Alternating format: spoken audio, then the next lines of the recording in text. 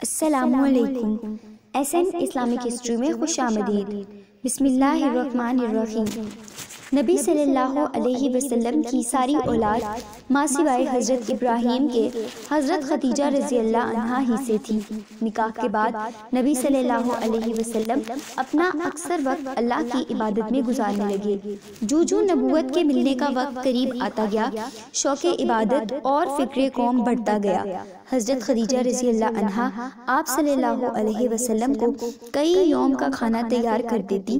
نبی صلی اللہ علیہ وسلم اسے لے کر شہر سے باہر کوہ ہرا میں جا بیٹھتے۔ جب آپ صلی اللہ علیہ وسلم کی عمر مبارک 40 برس ہوئی تو ایک دن حضرت جبریل امین علیہ السلام غار ہرا میں تشریف لائے۔ جیسا کہ بخاری شریف میں حضرت عائشہ رضی اللہ عنہ سے مروی ہے کہ رسول اللہ صلی اللہ علیہ وسلم غار ہرا میں تھے کہ آپ صلی اللہ علیہ وسلم کے پاس اللہ کی طرف سے فرشتہ آیا اور اس نے آ کر آپ صلی اللہ علیہ وسلم سے کہا، اقرا، پڑھیے۔ آپ صلی اللہ علیہ وسلم نے فرمایا، میں پڑھا لکھا نہیں ہوں۔ فرشتے نے دوسری مرتبہ آپ صلی اللہ علیہ وسلم کو زور سے دبایا اور پھر سے وہی الفاظ دہرائے۔ آپ صلی اللہ علیہ وسلم نے پھر وہی جواب دیا۔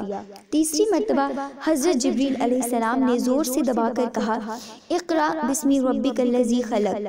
حضرت جبریل علیہ السلام اللہ کا پیغام دے کر رخصت ہوئے تو نبی صلی اللہ علیہ وسلم گھبرائے ہوئے لرزتے کامتے گھر لوٹے اور سخت گھبراہٹ کی حالت میں حضرت خدیجہ رضی اللہ عنہ سے فرمایا، خدیجہ مجھے کمبل اوڑھا دو، مجھے اپنی جان کا اندیشہ ہے۔ دانا اور غمگسار بیوی پوچھتی ہیں، میرے آقا آپ صلی اللہ علیہ وسلم کو کیا ہو گیا ہے؟ نبی صلی اللہ علیہ وسلم نے سارا واقعہ بیان کر دیا تو حضرت خدیجہ رضی اللہ عنہا نے تسلی دیتے ہوئے عرض کیا، آقا آپ کو کس بات کا ڈر ہے؟ اللہ آپ کو ہر تکلیف سے بچائے گا۔ میں دیکھتی ہوں کہ آپ اقربا سے حسن سلوک کرتے ہیں، بیواؤں یتیموں بے کسوں کی مدد فرماتے ہیں، مہمان نوازی کرتے ہیں، مصیبت زدوں سے ہمدردی کرتے ہیں۔ اس کے بعد حضرت خدیجہ رضی اللہ عنہا حضور اکرم صلی اللہ علیہ وسلم کو ساتھ لے کر تورات و انجیل کے ایک بہت بڑے عالم ورقہ بن نوفل کے پاس گئی اور اس سے کہا، اے چچا کے بیٹے اپنے بھتیجے کی بات سن۔ ورقہ نے کہا، بھتیجے فرمائیں کیا بات ہے؟ نبی صلی اللہ علیہ وسلم نے غار ہرا کا سارا واقعہ بیان کر دیا۔ آپ صلی اللہ علیہ وسلم کا بیان کرنا تھا کہ ورقہ فوراً بول اٹھے، یہ وہی ناموس ہے جو موسیٰ علیہ السلام پر نازل ہوا۔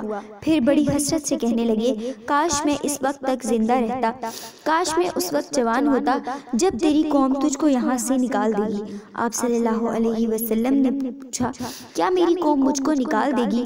ورقہ نے کہا، ہاں، اس دنیا میں جس نے بھی ایسی تعلیم پیش کی اس کے ساتھ ایسا ہی ہوا۔ کاش میں ہجرت تک زندہ رہوں اور آپ صلی اللہ علیہ وسلم کی خدمت کروں۔ اس واقعے کے چند دن بعد حضرت ورقہ بن نوفل مالک حقیقی سے جا ملے۔ ناظرین، اگر آپ کو یہ ویڈیو پسند آئی ہو تو ہماری ویڈیو کو لائک کریں اور ہمارے چینل کو سبسکرائب کر دیں۔